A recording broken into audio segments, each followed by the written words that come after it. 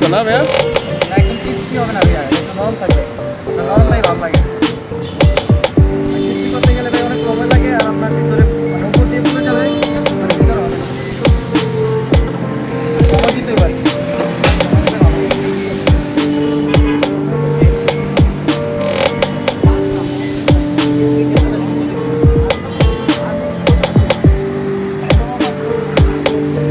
নাম কি যেন বলেন? Potato spring potato spring roll. Spring roll, আচ্ছা।